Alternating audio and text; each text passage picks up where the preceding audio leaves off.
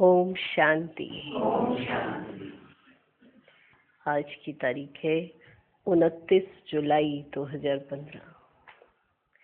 साकार महावाक्य बाबा कहते, मीठे बच्चे, जब समय मिले तो एकांत में बैठ विचार सागर मंथन करो। जो पॉइंट सुनते हो उसको रिवाइज करो। आज का प्रश्न, तुम्हारी याद की यात्रा पूरी कब होगी? उत्तर, जब तुम्हारी कोई भी कर्मेंद्रियां धोखा ना दे, कर्मातीत अवस्था हो जाए, तब याद की यात्रा पूरी होगी। अभी तुमको पूरा पुरुषार्थ करना है, नाउम्मीद नहीं बनना है, सर्विस पर तत्पर रहना है। ठीक, क्लियर?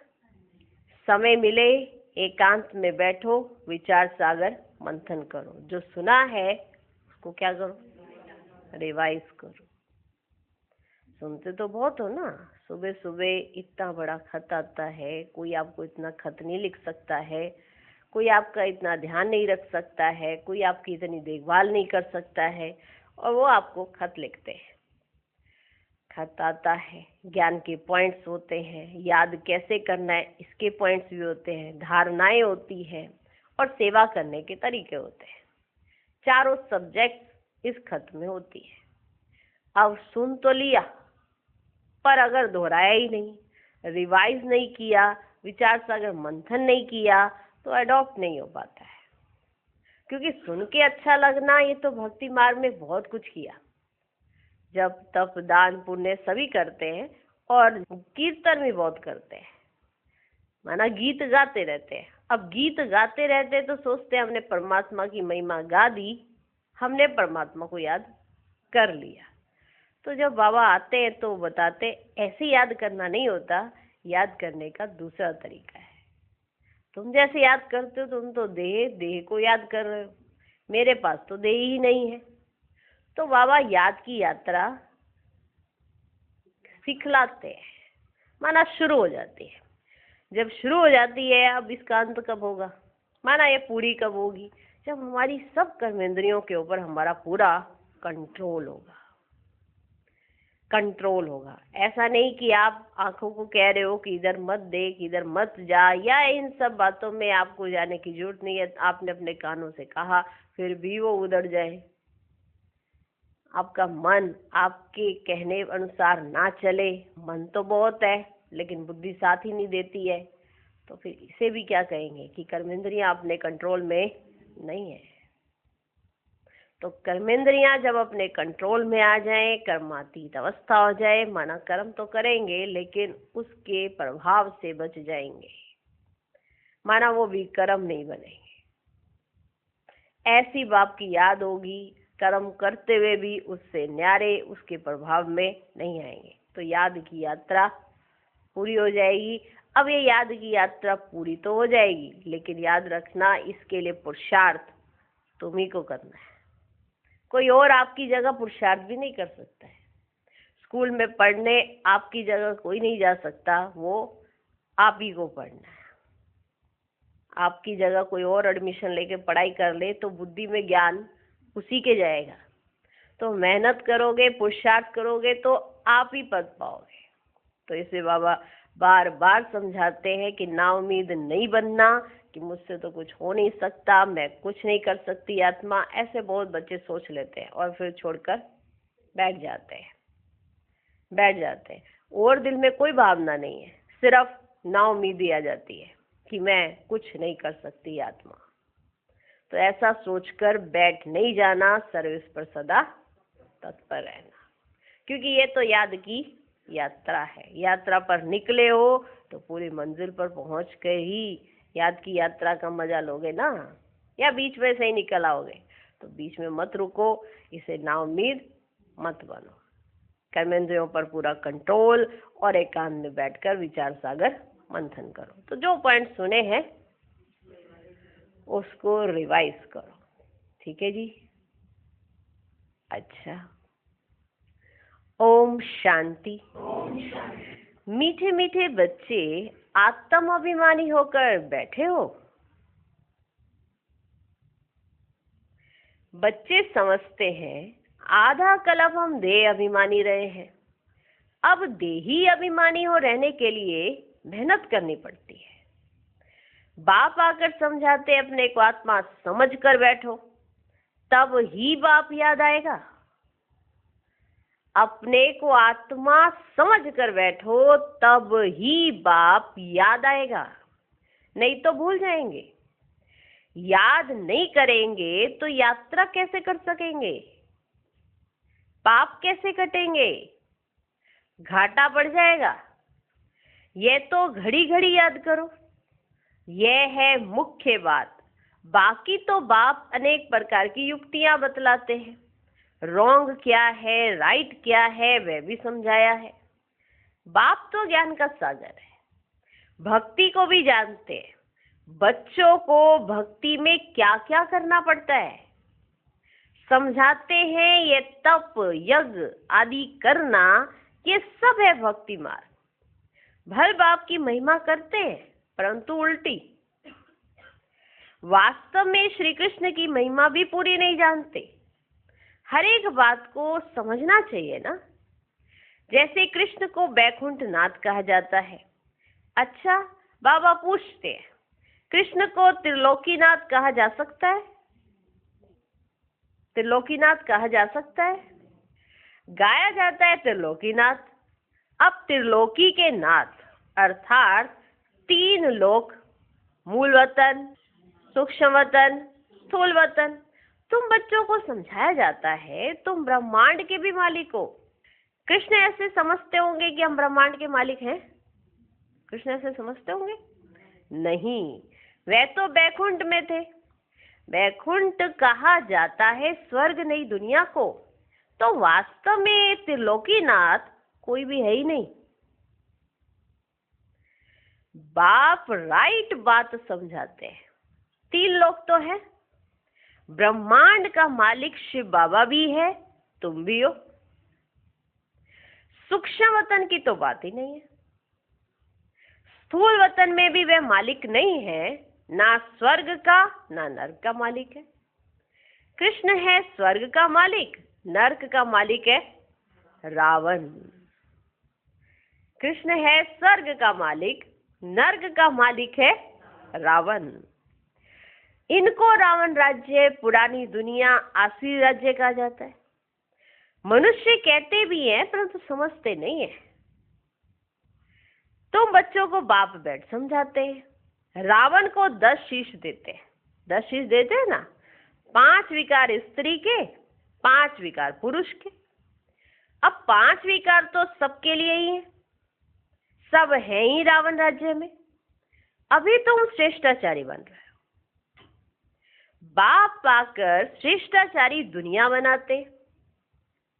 एकांत में बैठने से ऐसे ऐसे विचार सागर मंथन चलेगा। उस पढ़ाई के लिए भी स्टूडेंट एकांत में किताब ले जाकर पढ़ते हैं ना। एग्जाम के दिन है तो एकांत की तरफ ही भागते हैं, ऐसे पब्लिक में नहीं बैठ के पढ़ेंगे। वैसे जर्नल में ऐसे किताबें उठा के पढ़ते हैं, लेकिन अगर एग्जाम है तो एकांत। और जिसको अच्छे से नंबर लेने हैं तो बिल्कुल एकांत में चली जाती है। स्टूडेंट्स तो ऐसे ही करते हैं ना। उस पढ़ाई के लिए भी स्टूडेंट एकांत में किताब ले जाकर पढ़ते हैं। तुमको किताब तो पढ़ने की दरकार ही नहीं। हाँ, तुम पॉइंट्स नोट करते हो, इसको फिर रिवाइज करना चाहिए। जो आप अपनी डायरी में पॉइंट्स नोट कर रहे हो, डायरी उठाओ और फिर उनको रिवाइज करो। ये बड़ी गुह्य बातें हैं समझने की। बाप कहते हैं आज तुमको गुह्ये ते गुह्ये नई नई पॉइंट समझाता हूं। पारसपुरी के मालिक तो लक्ष्मी नारायण है, ऐसे भी नहीं कहेंगे कि विष्णु है। विष्णु को भी समझते नहीं है कि यही लक्ष्मी नारायण है। अभी तुम शॉर्ट में एम ऑब्जेक्ट समझाते हैं ना। शॉर्ट में एम ऑब्जेक्ट क्या है? लक्ष्मी नारायण बनना, माना नर नारायण नारी लक्ष्मी बन जाए। पर विष्णु लक्ष्मी नारायण का स्वरूप है, ये नहीं समझ पाते। अभी तुम शॉर्ट में एम ऑब्जेक्ट समझाते हो। ब्रह्मा सरस्वती कोई आपस में मेल फीमेल नहीं है। यह तो प्रजापिता ब्रह्मा है ना। प्रजापिता ब्रह्मा को ग्रेट ग्रेट ग्रैंडफादर कह सकते हैं। शिव बाबा को सिर्फ बाबा ही कहेंगे। शिव बाबा को सिर्फ बाबा ही कहेंगे, बाकी सब है ब्रदर्स। इतने सब ब्रह्मा के बच्चे हैं, सबको मालूम है हम भगवान के बच्चे ब्रदर्स हो गए, परंतु वह है निराकारी दुनिया में। अभी तुम ब्राह्मण बने हो। नई दुनिया सतयुग को कहा जाता है। इनका नाम फिर पुरुषोत्तम संगम युग रखा है। सतयुग में होते ही है पुरुषोत्तम। ये बड़ी वंडरफुल बातें हैं। तुम नई दुनिया के लिए तैयार हो रहे हो। इस संगम युग पर ही तुम पुरुषोत्तम बनते हो। कहते भी हैं हम लक्ष्मी नारायण बनेंगे, कहते ना ऐसा, हम लक्ष्मी नारायण बनेंगे। यह है सबसे उत्तम पुरुष। उन्हों को फिर देवता कहा जाता है। उत्तम ते उत्तम नंबर 1 है लक्ष्मी नारायण। फिर नंबर वार तुम बच्चे बनेंगे। उत्तम से उत्तम नंबर 1 है लक्ष्मी नारायण। फिर नंबर वार तुम बच्चे बनेंगे। सूर्यवंशी घराने को उत्तम कहेंगे। नंबर 1 तो है ना। आहिस्ते आहिस्ते कला कम होती है। अभी तुम बच्चे नई दुनिया का मुहूर्त करते हो। नई दुनिया का मुहूर्त करते हो। जैसे नया मकान तैयार होता है तो बच्चे खुश होते हैं, तो मुहूर्त करते हैं ना। मुहूर्त करते हैं कि नहीं करते? नया मकान बनाया, मुहूर्त रखते हैं ना। तुम बच्चे भी नई दुनिया को देख खुश होते हो, मुहूर्त करते हो। लिखा हुआ भी है सोने के फूलों की वर्षा होती है। वहां पर सोने के फूलों की वर्षा होती है। तुम बच्चों को कितना खुशी का पारा चढ़ना चाहिए। तुमको सुख और शांति दोनों मिलते हैं। दूसरा कोई नहीं जिनको इतना सुख और शांति मिले। दूसरे धर्म आते हैं तो द्वैत हो जाता है। तुम बच्चों को तो अपार खुशी है, हम पुरुषार्थ कर उच्च पद पाए। ऐसे नहीं कि जो तकदीर में होगा सो मिलेगा। पास होने होंगे तो होंगे, हा? हमारी तकदीर में होगा तो मिल जाएगा, हम पास होने वाले होंगे तो हो जाएंगे। नहीं, हर बात में पुरुषार्थ जरूर करना है। पुरुषार्थ नहीं पहुंचता है तो कह देते जो नसीब में होगा। फिर पुरुषार्थ करना ही बंद हो जाता है। जो ऐसे नसीब पर छोड़ देते हैं फिर वो पुरुषार्थ करते ही नहीं है, बंद कर देते हैं पुरुषार्थ करना। बाप कहते तुम माताओं को कितना ऊंच बनाता हूं। फीमेल का मान सब जगह है, विलायत में भी मान है। यहाँ बच्ची पैदा होती है तो उल्टा मंजा कर देते। बच्ची पैदा हुई तो उल्टा मंजा कर देते, माना उल्टी चारपाई, चारपाई को उल्टा कर देते। दुनिया बिल्कुल ही डर्टी है। इस समय तुम बच्चे जानते हो भारत क्या था, अब क्या है। मनुष्य भूल गए हैं, सिर्फ शांति शांति मांगते रहते। विश्व में शांति चाहते हैं। तुम यह लक्ष्मी नारायण का चित्र दिखाओ। इन्हों का राज्य था ना, तो पवित्रता सुख शांति भी थी। तुमको ऐसा राज्य चाहिए ना। मूल वतन में तो विश्व की शांति नहीं कहेंगे। विश्व में शांति तो यहाँ होगी ना। देवताओं का राज्य सारे विश्व में था। मूल वतन तो है आत्माओं की दुनिया। मनुष्य तो यह भी नहीं जानते कि आत्माओं की दुनिया होती है, उनको तो ये भी नहीं पता। बाप कहते हम तुमको कितना ऊंच पुरुषोत्तम बनाता हूं, ये समझाने की बात है। ऐसे नहीं रड़ियां मारेंगे, भगवान आया है तो कोई मानेगा नहीं, और ही गाली खाएंगे और खिलाएंगे। अगर ऐसा बोला बाहर जाके भगवान आया है, भगवान आया है, हाँ, तो और ही गाली खुद भी खाएंगे और खिलाएंगे भी। कहेंगे बी के अपने बाबा को भगवान कहती हैं। ऐसे सर्विस नहीं होती है। भगवान कौन है परिचय तो दो पहले। वो भगवान आया ऐसे कह दोगे तो वो तो यही समझेंगे कि ये तो अपने बाबा को भगवान कह रहे हैं। जबकि सबसे जास्ती बाबा ने इसी बात पर हमको कितना डिटेल में समझाया है कि मैं कौन हूं और तुम कौन हो। ये तो भगवान है ही नहीं।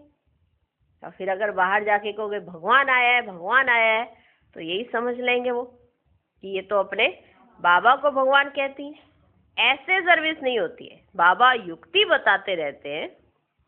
कमरे में 8-10 चित्र दीवार में अच्छी रीति लगा दो और बाहर में लिख दो, बेहद के बाप से बेहद का सुख का वर्षा लेना है अथवा मनुष्य से देवता बनना है, तो आओ हम आपको समझाएं। ऐसे बहुत आने लग पड़ेंगे, आप ही आते रहेंगे। विश्व में शांति तो थी ना, अभी इतने ढेर धर्म है। तमो प्रधान दुनिया में शांति कैसे हो सकती है? विश्व में शांति वह तो भगवान ही कर सकता है। शिव बाबा आते हैं जरूर, कुछ सौगात लाते होंगे। एक ही बाप है जो इतना दूर से आते हैं और ये बाबा एक ही बार आते हैं। इतना दूर से आते हैं और आते भी एक ही बार है। इतना बड़ा बाबा 5000 वर्ष के बाद आते हैं, तो कैसे मिलना चाहिए? मुसाफरी से लौटते हैं तो बच्चों के लिए सौगात ले आते हैं ना। स्त्री का पति भी बच्चों का बाप तो बनते हैं ना, फिर दादा, परदादा, तरदादा बनते हैं। सौगात तो लेके आएंगे ना। अब दादा आएंगे तो पोतरों के लिए लेकर आएंगे, लाएंगे तो है ना। तो बाबा कहते वहां पर भी देखो, वो सौगात तो लाते हैं ना। कहीं दूर जाते हैं तो लेकर सौगात तो आते हैं ना। तो फिर ये तो फिर कौन है? बेहद का बाप। ये एक ही बार आते हैं तो आपके लिए सौगात तो लाएंगे ना। इनको तुम बाबा कहते हो, फिर ग्रैंडफादर भी होगा, ग्रेट ग्रैंडफादर भी होगा। बिरादरियां है ना। एडम आदिदेव नाम है, परंतु मनुष्य समझते नहीं है। तुम बच्चों को बाप बैठ समझाते हैं। ऐसा नहीं कि हम भी कुछ ज्यादा ही समझदार हो गए। ये पहले नहीं थे, ये तो बाबा ने समझाया। कैसे समझाया? बाप बैठ कर समझाते, माना ब्रह्मा तन में बैठ शिव बाबा समझाते हैं। बाप द्वारा सृष्टि चक्र की हिस्ट्री ज्योग्राफी को तुम जानकर चक्रवर्ती राजा बन रहे हो। बाबा कितना प्यार और रुचि से पढ़ाते हैं, और इतना पढ़ना चाहिए ना फिर। हाँ, बाबा कितना प्यार से, कितनी रुचि से, कितना इंटरेस्ट माना बच्चों को दिलाते। कौन हो तुम? क्या बनने के लिए आए हो? क्या बन गए थे? अभी मैं तुम्हें क्या बनाने के लिए आया हूँ? कितने प्यार से और कितना रुचि से पढ़ाते। तो इतना पढ़ना चाहिए ना। सवेरे का टाइम तो सब फ्री होते हैं। ऐसे कहीं कहते हैं ना हमारे को तो फुर्सत ही नहीं। सवेरे के टाइम तो सब फ्री होते हैं। सुबह का क्लास होता है आधा पौना घंटा, मुरली सुनकर फिर चले जाओ। या तो कहाँ भी रहते कर सकते हो। इतवार का दिन तो छुट्टी है, सवेरे 2-3 घंटा बैठ जाओ। दिन इतवार का दिन हो, छुट्टी हो, तो सवेरे 2-3 घंटा बैठ जाओ। ये तो खुद सोचना होता है कि मेरे लिए विशेष क्या है। जैसे कईयों को इतवार का दिन छुट्टी मिलती है, तो उस दिन वो सारे अपने विशेष कार्य उसी दिन करते हैं। करते कि नहीं करते? कि आज मेरी छुट्टी है। कार्य भी करते हैं और छुट्टी भी याद रहती है कि छुट्टी है। क्यों? इम्पोर्टेंस दी है उस कार्य को, तो समझ रहे हैं कि आज मेरी छुट्टी है तो मुझे ये कार्य करना है। हम क्या समझे? हमारी छुट्टी है तो हम अपनी याद की यात्रा को बढ़ा लेना। अब छुट्टी है तो सो जाओ क्योंकि छुट्टी है। तो ये तो जिस चीज को आप विशेष समझते हो उस चीज को आप अडॉप्ट करते हो। आपने सोचा मेरे को सारे हफ्ते में टाइम नहीं मिल पाता, जाना होता है, किसी को ऑफिस जाना है, किसी को बिजनेस करना है, किसी को कुछ करना है, पर किसी दिन तो छुट्टी रखते होंगे ना। तो इतवार के दिन की तो छुट्टी होती है। चलो कईयों की इतवार की नहीं होती, कईयों को मंडे की होती है, कईयों को और किसी दिन की। एक दिन तो छुट्टी होती है। होती कि नहीं होती है? तो बाबा कहते इतवार के दिन छुट्टी है तो 2-3 घंटा बैठ के याद की यात्रा कर लो। माना सारे हफ्ते का एक दिन में कर लो। इंटरेस्ट हो तब ना। इंटरेस्ट है किसी और चीज में तो फिर जिस दिन छुट्टी होती है आपने देखा स्कूल के बच्चों को, जिस दिन उनकी छुट्टी होती है वो जल्दी उठते हैं उस दिन। बच्चे जिस दिन छुट्टी होती है उस दिन जल्दी उठते हैं, और जब स्कूल जाना होता है तो उनके माँ बाप उठाते हैं। और छुट्टी है तो ऑटोमेटिकली उनके अंदर ऐसा आता है, आज तो मेरी छुट्टी है, आज तो मुझे ये करना है, आज तो मुझे ये करना है। माना सारे कारोबार छुट्टी वाले दिन नहीं, मस्ती करने का दिन है, जबकि उठ के ही मस्ती कर पाएंगे ना। तो बच्चे उठ जाते हैं और खेलने कूदने चले जाते हैं, क्योंकि उनका इंटरेस्ट किसमें है? खेलने कूदने में, तो वो वहीं जाते हैं। तो अगर ब्राह्मणों का इंटरेस्ट है याद की यात्रा में, तो जिस दिन छुट्टी होगी उसको सफल करेंगे। ये इंटरेस्ट की बात है, जिसमें इंटरेस्ट होगा। नहीं तो क्या कह देंगे, एक ही तो छुट्टी होती है, उसमें भी इतनी देर बैठे, और भी तो बहुत सारे कार्य, ऐसे बहानेबाजी शुरू हो जाएगी। एक ही छुट्टी होती है ना, सारे हफ्ते की सारी थकान एक ही दिन उतारनी होती है, तो एक ही छुट्टी होती है। ये सोच सोच का अंतर है। जिस याद की यात्रा से आप आगे दिनों के लिए पक्के तैयार होएंगे,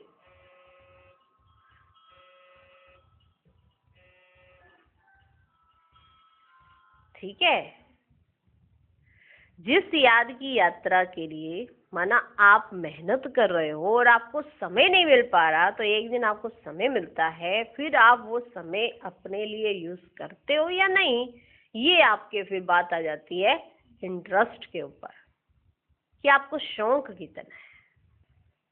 याद तो कहाँ भी रह के कर सकते हो। इतवार का दिन तो छुट्टी है, सवेरे 2-3 घंटा बैठ जाओ, दिन की कमाई को मेकअप कर लो, पूरी झोली भर दो, टाइम तो मिलता है ना। माया के तूफान आने से याद नहीं कर सकते हैं। बाबा बिल्कुल सहज समझाते हैं। भक्ति मार्ग में कितने सत्संगों में जाते हैं, कृष्ण के मंदिर में, फिर श्रीनाथ के मंदिर में, फिर और किसके मंदिर में जाएंगे? माना सबके मंदिरों में जा जाके मुलाकात करेंगे। सोचते हैं कि अगर एक का मंदिर छूट गया तो कहीं वो नाराज ना हो जाए। फिर और किसके मंदिर में जाएंगे? यात्रा में भी कितने व्यभिचारी रहते हैं, व्यभिचारी बनते हैं ना। जिस यात्रा में जा रहे हैं उन्हीं का ध्यान करते जाएंगे। बर्फानी वाले बाबा की तरफ जा रहे हैं तो ऐसे नहीं कि श्रीनाथ द्वारे वाले को याद करते रहेंगे, तो फिर बर्फानी बाबा याद रहेगा। यात्रा करने वहीं की जा रहे हैं ना, तो इसे कहते हैं व्यभिचारी याद। माना जिस यात्रा पर जा रहे हैं उसकी याद रहती है। अब वैष्णो दरबार जा रहे हैं तो वहां बर्फानी वाले बाबा को याद नहीं करेंगे, तो वहां वैष्णो माता को याद करें। जय माता दी करते पूरी यात्रा पूरी करें। कमाल है ना। देखो सब हमारे सामने एग्जाम्पल है, सब कुछ है भक्ति मार्ग में, आप ही के द्वारा यादगार बने हैं। और जब प्रैक्टिकल करने का समय आता है तो वो सारे सवाल बुद्धि में आ जाते हैं और फिर मूंझ जाते हैं। इसलिए बाबा सारी मूंझ खत्म करने आए। बाबा हर बात समझाते हैं। यात्रा में भी कितने व्यभिचारी बनते हैं, इतनी तकलीफ भी लेते, फायदा कुछ नहीं। ड्रामा में यह भी नूंद है, फिर भी होगा। तुम्हारी आत्मा में पाठ भरा हुआ है। सत्युग त्रेता में जो पाठ कल पहले बजाया है वही बजाएंगे। मोटी बुद्धि यह भी नहीं समझते, जो महीन बुद्धि है वही अच्छी रीति समझ कर समझा सकते हैं। उन्हें अंदर भासना आती है कि यह अनादि नाटक बना हुआ है। दुनिया में कोई नहीं समझते कि ये बेहद का नाटक है। इनको समझने में भी टाइम लगता है। हर एक बात डिटेल में समझाकर फिर कहा जाता है मुख्य है याद की यात्रा। सेकंड में जीवन मुक्ति भी गाया हुआ है, और फिर यह भी गायन है कि ज्ञान का सागर है।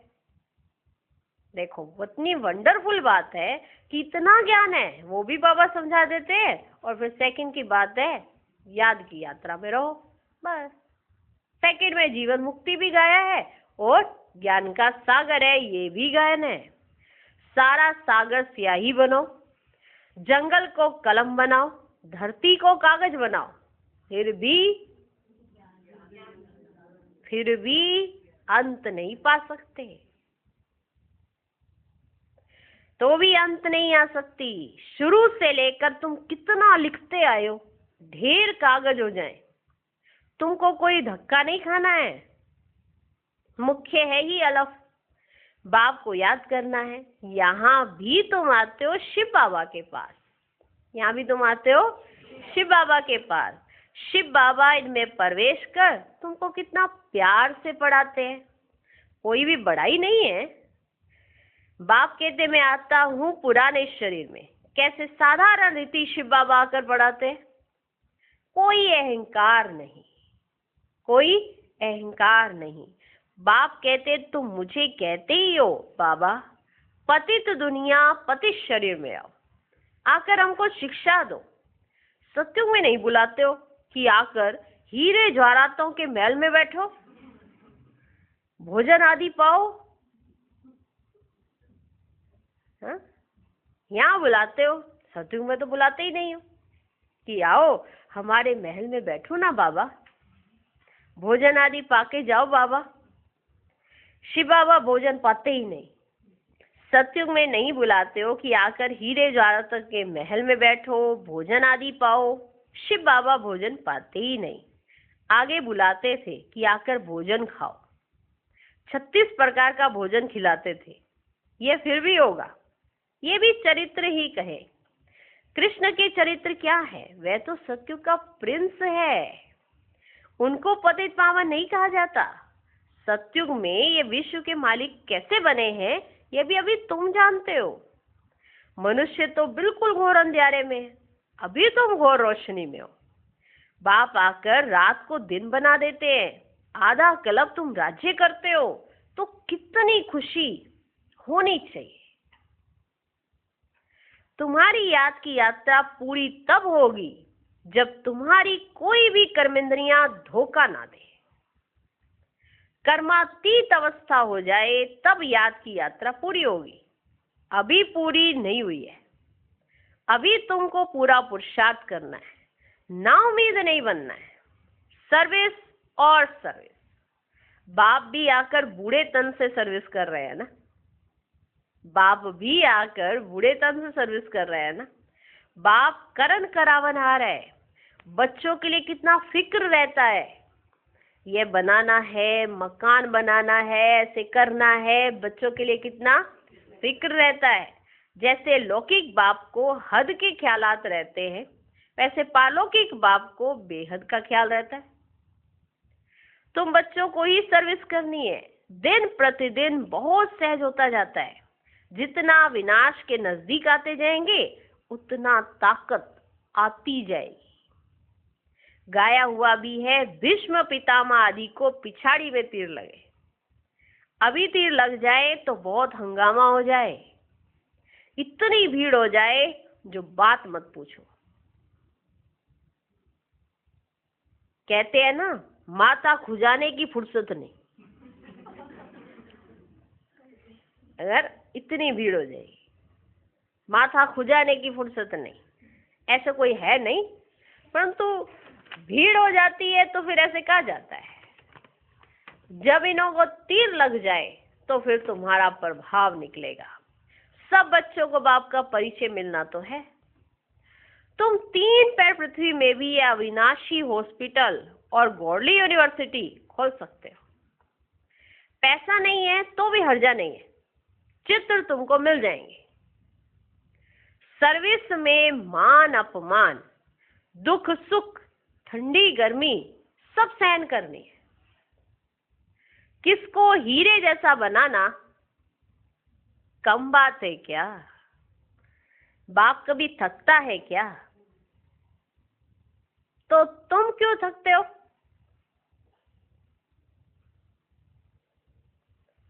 किसको हीरे जैसा बनाना कम बात है क्या? बाप कभी थकता है क्या? देखो बाबा कितनी सर्विस करते हैं हम बच्चों की, सबकी मेंटेनेंस के लिए आए हुए हैं। कितनी सर्विस करते हैं हमारे लिए, कितना प्यार से समझाते, कि एक एक बात समझाते। ऐसा नहीं कह सकते कि आप ये को, इस बात पे हमको बाबा ने समझाया ही नहीं था। बाप कभी थकता है क्या? तुम क्यों थकते हो? अच्छा। मीठे मीठे सिकिलधे बच्चों प्रति माता पिता बाप दादा का याद प्यार और गुड मॉर्निंग। रूहानी बाप की रूहानी बच्चों को नमस्ते। हम रूहानी बच्चों की भी रूहानी बाप को नमस्ते नमस्ते नमस्ते। Good morning good morning good morning. धारणा के लिए मुख्य सार। पहला पॉइंट, सवेरे के समय आधा पौना घंटा बहुत प्यार व रुचि से पढ़ाई पढ़नी है। बाप की याद में रहना है। याद का ऐसा पुरुषार्थ हो जो सब कर्मेंद्रियां वश में हो जाएं। दूसरा पॉइंट, सर्विस में दुख सुख मान अपमान गर्मी ठंडी सब कुछ सहन करना है। कभी भी सर्विस में थकना नहीं है। 3 पैर पृथ्वी में भी हॉस्पिटल कम यूनिवर्सिटी खोल हीरे जैसा बनाने की सेवा करनी है। आज का वरदान, सर्व खजानों को समय पर यूज कर निरंतर खुशी का अनुभव करने वाले खुशनसीब आत्मा भव। बाप दादा द्वारा ब्राह्मण जन्म होते ही सारे दिन के लिए अनेक श्रेष्ठ खुशी के खजाने प्राप्त होते हैं। इसलिए आपके नाम से ही अब तक अनेक भक्त अल्पकाल की खुशी में आ जाते हैं। आपके जड़ चित्रों को देखकर खुशी में नाचने लगते हैं। ऐसे आप सब खुशनसीब हो। बहुत खजाने मिले हैं, लेकिन सिर्फ समय पर यूज करो। चाबी को सदा सामने रखो, अर्थात सदा स्मृति में रखो और स्मृति को स्वरूप में लाओ तो निरंतर खुशी का अनुभव होता रहेगा। आज का स्लोगन, बाप की श्रेष्ठ आशाओं का दीपक जगाने वाले ही कुल दीपक है। ओम शांति।